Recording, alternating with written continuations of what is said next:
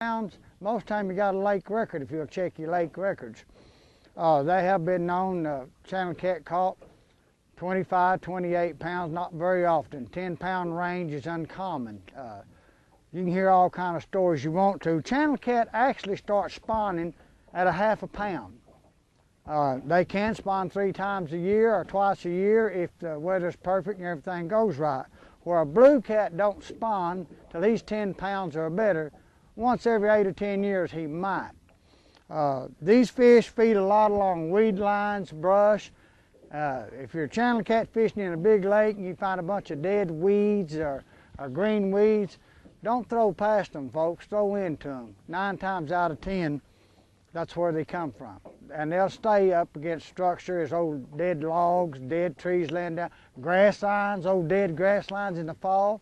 That's where this fish come from, is out an old dead grass line. You don't use as big as hook. Number 4, number 2 eagle claw hook is the best. I recommend it best for channel cat fishing. The biggest channel cat I ever caught weighed 16.5 pounds. Now you get back into the eastern states like Kentucky, Tennessee, South Carolina, Alabama, then you get into the 28, 38, 36 pound range fish, and it's because they have more running water and more natural habitat than we have up here in the southern place. Just nice, fine eating fish. There's not nothing the matter with them. I love to eat them. Nice channel cat. Let's see if we get another one. Look at this thing. 1.5 pounds.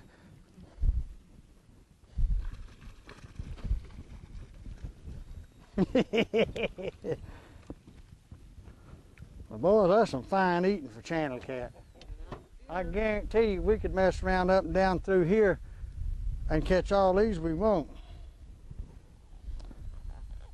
Yes, sir. You caught by Danny King. Why did you swallow my hook? That hook cost me 10 cents.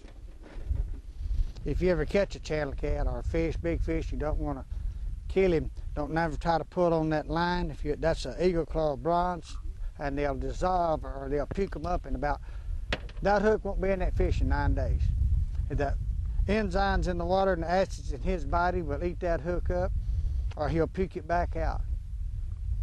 That fish ought to go about 2.5 pounds. He got a belly on like Randy back there. Now, these are nice eating fish, folks. This is prime eating. It is a prime eating fish. This is a 15-pound channel cat caught at 11 o'clock this morning in 31-degree weather on Lake Bob Sandlin, fishing with Danny King's punch bait. Channel cat don't get real big. I've only caught the second fish like this in my lifetime. One weighed 16.5. It didn't make the lake record, but this one does. This is a blue channel cat, and we're going to release him and let him go back so somebody else can have some fun. Caught on Danny King's punch bait. Got me? Okay. Yep.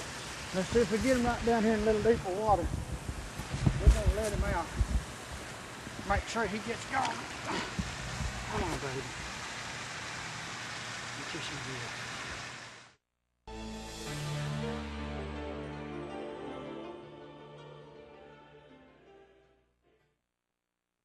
Folks, this is a 7'6" Kelvar pole made by Eagle Claw. This is a heavy action. You know, Kelvar is what they make bulletproof vests out of. And they give me this pole. I needed about a half a foot longer than my pole, and they give it to me to try it. And if you'll notice, it's a little, action is a little heavier back in your backbone in here. And this is for hauling fish out of brush and stuff like that, a big fish that's down in the brush. And I've tried it a couple of times on channel cat, and I was real impressed with it. It's got a solid cork handle, which I like. Most poles are made out of imitation. This is real cork. This is an Ambassador trophy reel. I love it. It's got one big handle on it. I don't have, my fingers don't fumble when I grab it. It has my bait clicker and all that set on it, which you'll get to see we need. I use Suffolk's 20-pound test line. I don't use any bigger line. I use Suffolk's braided ones, and I like it. But if you notice, this line is a yellow or orange looking. And this is so that I can see it better. I can see that line.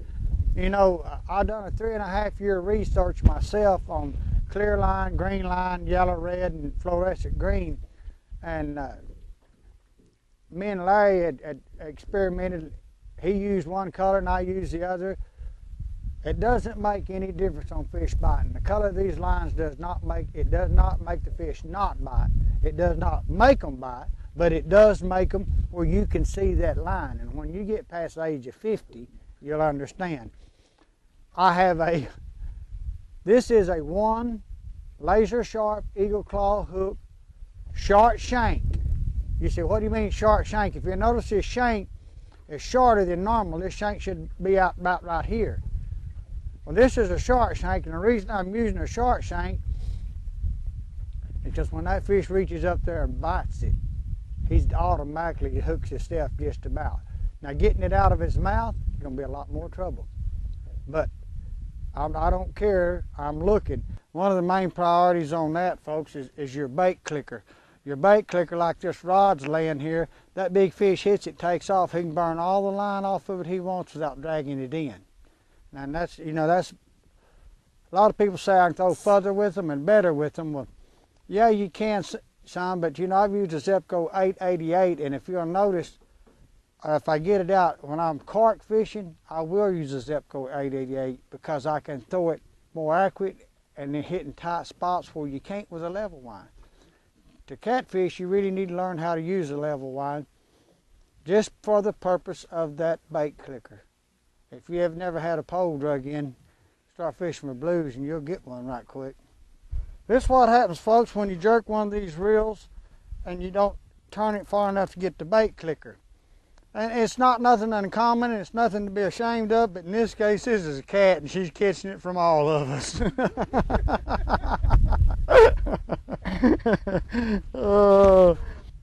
Folks, when you're looking for a rod, we're using a Danny King signature rod. I designed this rod myself because most 7-foot rods has 4 or 5 eyes on it. If you notice, this has 8 eyes on them. The last 4 eyes got glow inserts as well as about a foot of glow tip for night fishing. These glow inserts at night, when the light hits them, they glow up and you're supposed to be able to see them a lot better than a normal tip. You got to find a rod that's got good backbone in it, and your backbone is down in here. It's not down here or right up here. It's right in this general area here. And that's so when the fish bows it over, you got plenty of give, and it's working that fish to death. He can't whoop it if you'll just let him work the pole. All these eyes are double threaded and double booted so they won't come off. I mean, I've got it fixed where a poor man can afford them. They'll last a long time. I use a 7-foot rod. You'll see people around banks using 12 and 14-foot rods. And if they're using a level wind reel, and if they're using a 3-ounce weight, I can take this 7-foot rod and put a 2-ounce on it and throw it just as far as they can. It's just a most economical rod on the market. I've got people using them for bass fishing. I've got people using them for striper fishing, and it sells for about 40 bucks. And you can go to www.dannykingbait.com. We got them on the web page. I designed it for the poor man. That's something that'll stay under him from now on. I use them myself in all the tournaments and everything. If you notice, I've got a 1.5 ounce weight. I've got my old cigarette filter trick where I half-inched it on there. I've got 16, 18 inches, plenty of lead line. And the reason I have that plenty of lead line, I want that big fish to swallow it. And he may swallow that much of it before he moves. Now, you know, if you got your lead tied down here and this is cold, then they come up and try to swallow it and their lip touches that lead. It's like laying an ice cube to your lead. Lips, he spits it out and then he's gone. Now this way, he gets on it and wants to take his time about swallowing it up here, I'll let him do it. Most big fish is never known they're there because somebody ties his lead too close. Now there is a time to tie your lead close at a certain time of year, but that's a different story. We'll go into it some other time.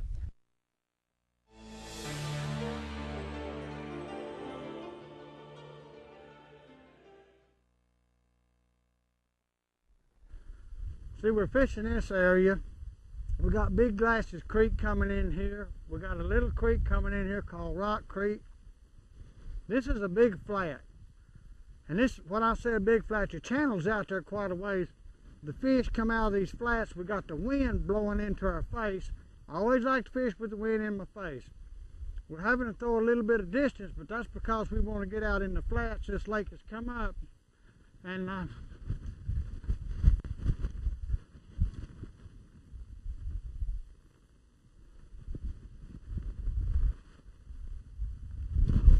we put a fish on line just like that, folks. You just got to have a little patience and a little time. We're not fishing 2 foot of water. We got these bait clicker reels and we can hear them. And of course I know I need a hearing aid. My wife tells me every day, but you just sit back in these shallow flats and wait. In the fall of the year, these fish come up here and they're looking for one thing, and that's to pack the baby shad, whatever the wind blows up against this bank, bugs, worms, or anything that you can, and they feed on them. Now it's not no giant fish. As far as table eating, it don't get no better. You know, it's just that simple. And we're sitting here on this is public land. You can fish it anywhere on public land on these lakes. If you'll get them out and learn how to find out these public places. We throwed a few range cubes in here this morning to draw the small bait fish or the catfish in. You don't have to do it, but we do it. I do it everywhere I go. And you catch a few fish like this and even bigger, and we're hoping for bigger fish. When you fish with the wind blowing in your face like this, it pushes everything against this shore, makes an undertow and pulls out. These big mud flats, it's 1 foot to 2 foot to 3 foot. Them old big blues get up here now watering them just like a hog. In fact, you'll...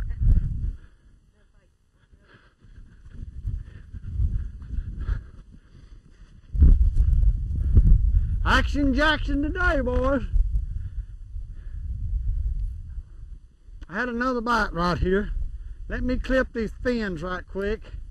And we're going to keep a few of these fish. And I don't know if y'all know Andy Lightbody. I'm sure you do. But he's going to do some fish cooking. We're going to eat a mess of fish.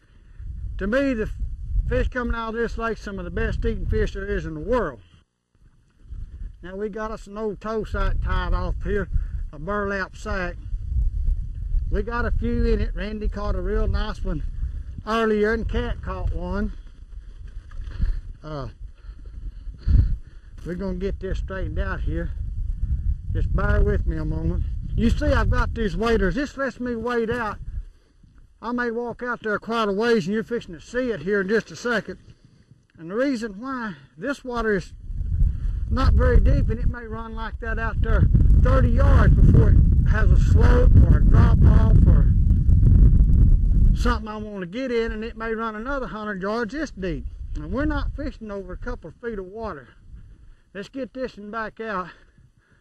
I'm getting excited. I'm like a little kid with a new toy. We're using Danny King's Catfish punch bait, and if you ain't never used it, you're losing fish. I'm telling you right now.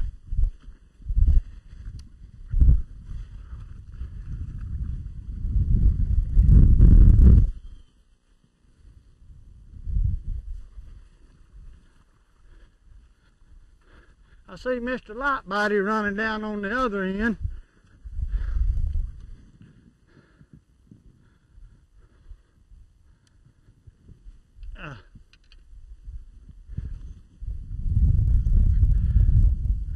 Are we on off?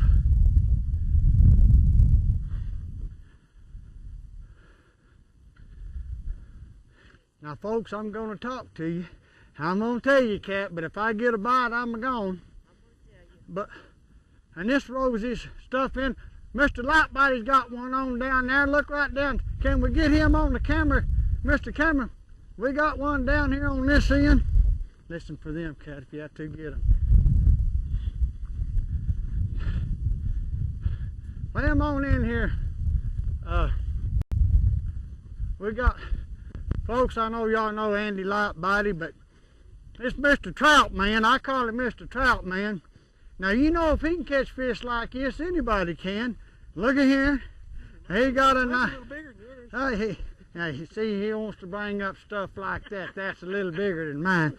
But that's all right. We're not out here trying to beat each other. We're out here just trying to have a nice day on the bank.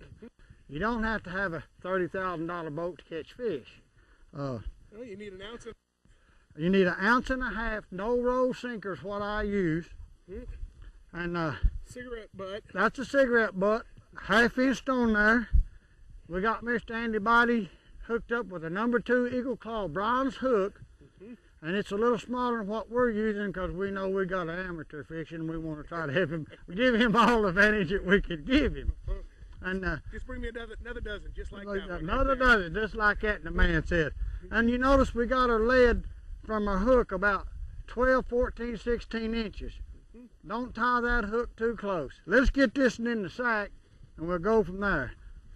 Take a break, boys, take a break. Let me get caught up here.